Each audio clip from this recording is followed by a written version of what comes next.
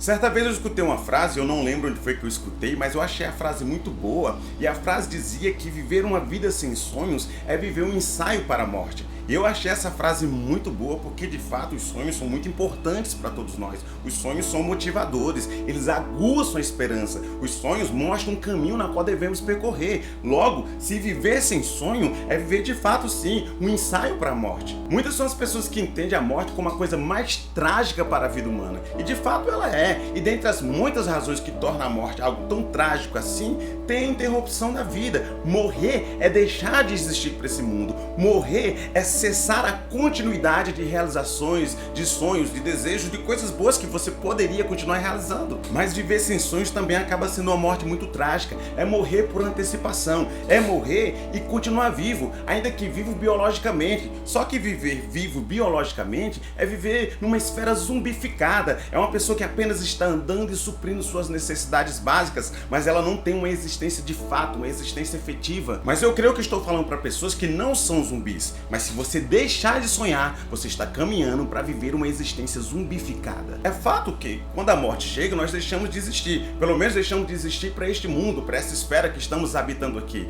Mas algumas pessoas deixaram de viver já tem um certo tempo. Não porque elas morreram fisicamente, mas porque elas pararam de sonhar. E o que leva as pessoas a parar de sonhar?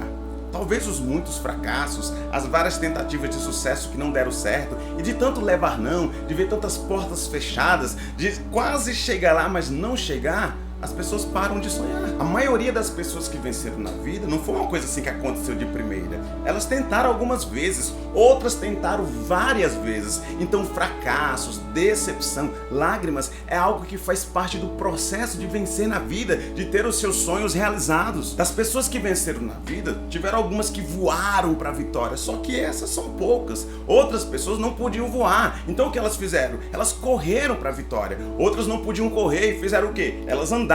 Outras não podiam andar e fizeram o quê? Elas se arrastaram. Mas o que todas essas pessoas têm em comum? Elas não pararam de seguir adiante. Elas não desistiram de sonhar. Então se você desistiu do seu sonho, volte a sonhar. Não viva a vida ensaiando para a morte. Faça uma coisa melhor. Viva a vida ensaiando para viver. Viva a vida ensaiando para ter uma vida. Se não fizer isso, lamentavelmente você vai sofrer duas mortes. A morte física e uma outra morte que é a morte ainda em vida. A morte física não tem nada que a gente possa fazer. Ela vai acontecer, não tem como evitar.